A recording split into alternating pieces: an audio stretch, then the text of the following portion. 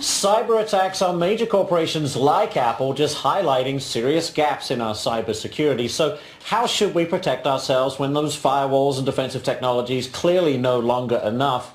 Well, no one knows better than Chris Eng, who heads up research at Veracode, as a software security company focusing on application risk management. Chris, thank you so much for joining us. I mean, have we just entered into a new phase of hacking when it comes to corporations being hit like this under these cyber attacks?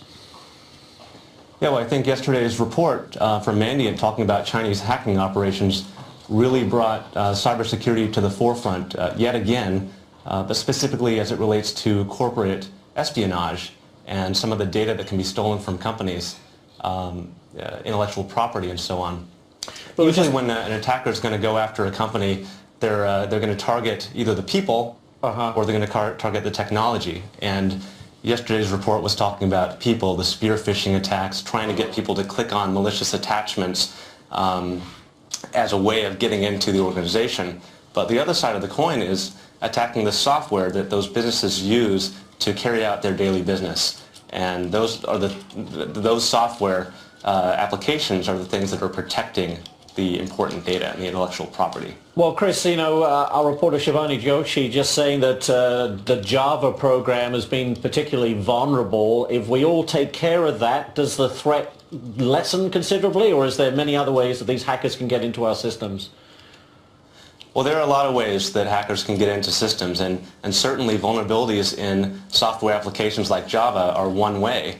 But if you look at a typical business, a typical large enterprise, most of those applications, most of those enterprises are using hundreds of applications to conduct their daily business. And some of those applications they write themselves, some of them they purchase from other companies, and there are a lot of security holes built into those software applications that can be exploited.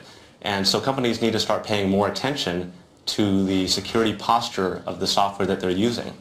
Yeah, it seems to me, how could companies not take this threat seriously? And if they're not, is it a matter of cost? Is it expensive to have the very latest in anti-cyber attack software?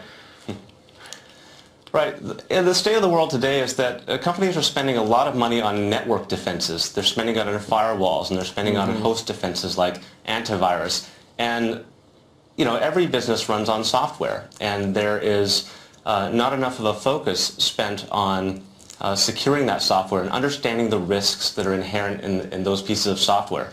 Every time you read about in the news a huge database being breached, like 10 million credit cards breached from some company, well, those are all related to software attacks. That's usually an attack called SQL injection that is a result of a coding weakness in the program that was able to be exploited.